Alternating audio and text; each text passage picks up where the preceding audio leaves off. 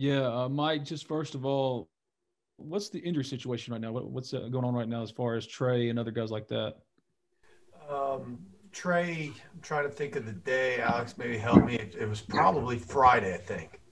Either Friday or Saturday. I think it was Friday. Playing first base, errant throw drove him up the line and collision at first base and dislocated his shoulder.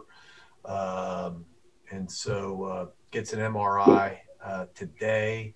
Uh, but it's his non-throwing shoulder, so likely just to be out, for 2 weeks to maybe a month, just depends. Lives once he starts being able to move it.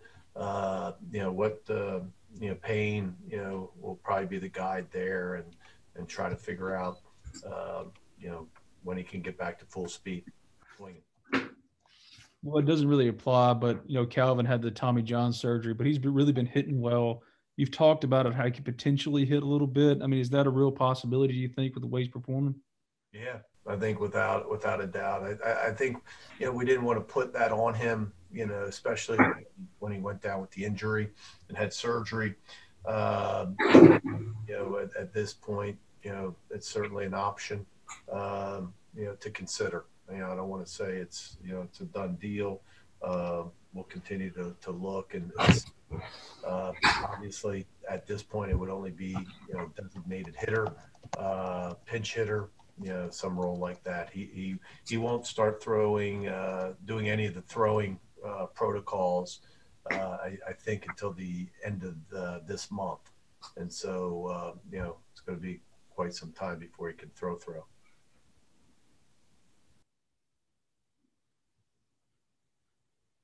Ben, go ahead.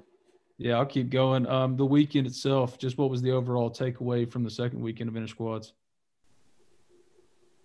The obvious thing from our standpoint is we just continue to swing, swing it really well. Been a little frustrating, I think, on the defensive side or pitching side. Gunner and Derek have been hit around a little bit, but their stuff's been good. Their velocity's been up. I thought the strike percentage was better for Gunner this week. Just a couple mistakes, and again, facing some guys that are really swinging it well right now. But we know what those guys can do. Probably on the negative side, would like this some other guys to kind of step up and pitch well, like you want everybody to, but not everybody's going to. And I think one of the things that I talked about in the meeting today, you get 22 pitchers. They're not, especially when we're swinging it well, they're not all going to pitch well. But guys like Nikhazy's pitched lights out. Jackson Kimbrell was really pitched strong, this past week. Drew McDaniel's been, lights out 2 weekends in a row. Broadway's been really sharp, I think 2 weeks in a row. And Luke Baker's been strong. And so there's guys, I think sometimes it can get lost, just because we've hit it so well, but there's some guys that have pitched it well as well. Parrish, go ahead. Hey, Mike, are you pretty settled still at positions, or are there competitions for starting jobs anywhere? Well, I'd like to think that there's competition all the time. You play in a sport that things change from week to week, and it's not like football where it's just one game. We play a lot of games sometimes in 1 week. Maybe it's 5, and so I think there's always going to be competition. I don't know if there's anything to bring to light since the opening press conference where, hey, this guy's lost his starting job or anything like that. But I think just watching guys move around the field, we're learning more. As Ben said, to watch Calvin Harris swing and get out there for the first time and move around. There's other young guys that probably haven't got as much attention, like TJ McCants, who's played really well the 2 weeks, and not that he had a bad fall. He had a solid fall, but sometimes you get shadowed by guys like Jacob Gonzalez and others. And so there's guys that, put themselves in position that, they're going to get at bats this year. But nothing, to say that, hey, we're taking back what we said a week or so ago. Chase, go ahead. Yeah, Mike, with pitching inter squads, you mentioned pitching versus hitting. How much of it's situational on, hey, get out of this, get outs versus guys just working on what they need to work on, because it is still practice. What's sort of that mix there?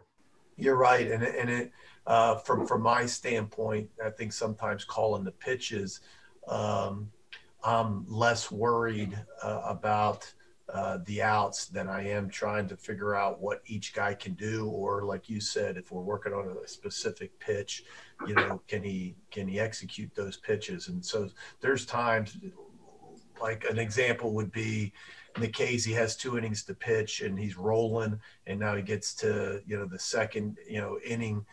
He's only got a couple outs left, and, we haven't really thrown a changeup, and I wanted to throw some changeup. So, I may throw changeups to, in situations that I wouldn't normally, and trying to win the game just so he can use some of those pitches. So those types of things happen, and they're juggle, and, the competitiveness of the pitchers, they want to get outs. And, so sometimes, have to be guarded against that and just be able to, hey, can he locate his fastball in? Can he, execute this, breaking ball, behind in the count, and some things that maybe if we're playing for real, right, and during the season with somebody else in the other dugout, we may not do it that way. So that's not making excuses, though. I mean, the pitchers, the hitters have, I think, outshined, the pitchers to this point. My comments earlier were more that certainly you look at all the runs that have been scored, you look at the offense, but there's some guys that have thrown it well, but certainly it's been, a lot more offense than pitching. All right, we'll go to Nick.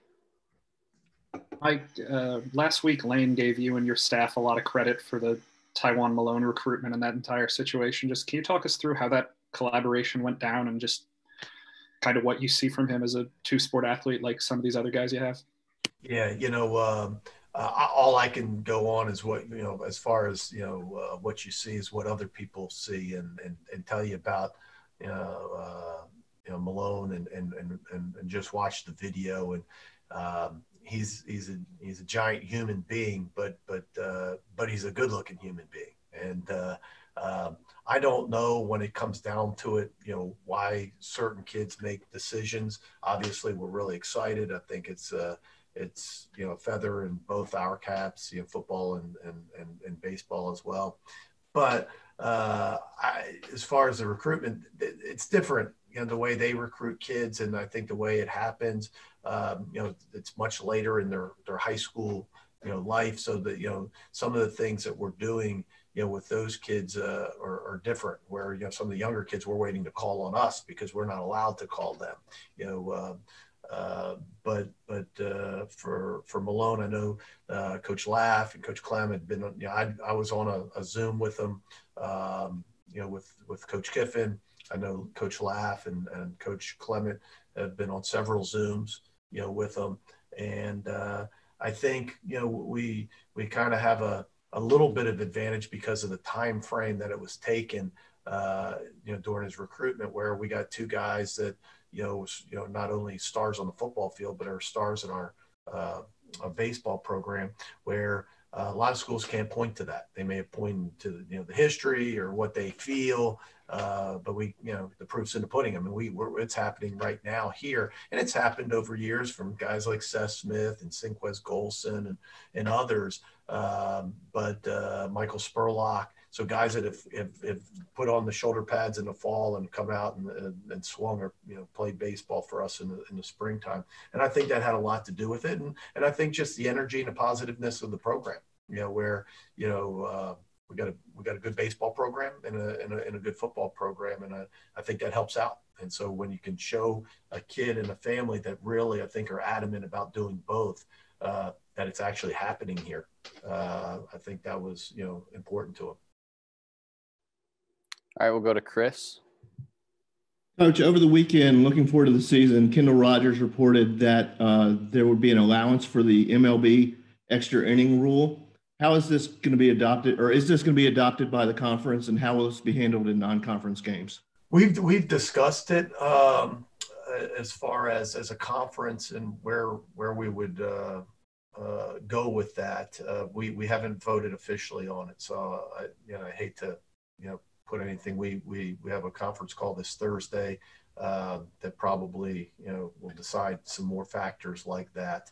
But one of the rulings that we got from the NCAA is that you couldn't combine it, meaning you couldn't go 2 innings of straight up regular baseball and then go to the extra inning rule where you put a guy at second base like in the 11th inning. You couldn't, or 2 innings after the normal regulation game, whatever it was. You either had to go with the guy at second base immediately, or you had to play straight up baseball. But officially we haven't done it. As far as in a non-conference, I don't know, and I haven't decided. I would probably lean to playing straight up baseball, but that's something that's discussed prior to the game. So both teams have to agree to it. All right, we'll go back to Chase. Hey, you're muted. Yeah. Mike, how many times are you guys having to be COVID tested right now? What's kind of the plan for that during the season, on what days or anything? We test on Wednesday around lunchtime, and we've done that almost the whole year. Okay. Since the kids have been back on campus and we've been practicing.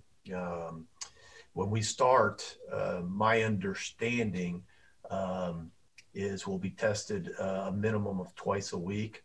I think we will get tested, and of course this is COVID time, so things are subject to change. But I think we will get tested on home weekends on Sunday morning to start the week, on away weekends when we come back from away weekends. So if we're coming back from, for example, the first weekend, when we come back from Arlington, we'll get tested Monday morning, and then we'll get tested again on Wednesday. Okay. And that will lead into there was a thought but they changed just because, like many things through the pandemic, they've learned. There was a thought, I may have shared this on last week's call, where when you travel, you test on Wednesday. When we test on Wednesday at lunchtime, we get the results by 6 a.m. the next morning. So we would test on Wednesday, get the results, travel on Thursday to a road trip. But the thinking was that if you were home, you would test on Thursday, to kind of get you closer to the weekend. The problem with that is you don't get the results until Friday morning. And so if you had an issue, an outbreak to where you couldn't play, the other teams already came to Oxford. And so they've had that incident, I think, a couple times in basketball.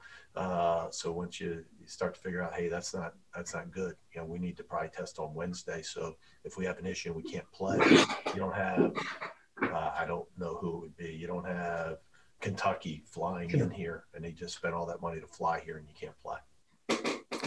So it looks like that was a long answer to either Sunday or Monday, depending on where we're coming from, and Wednesday.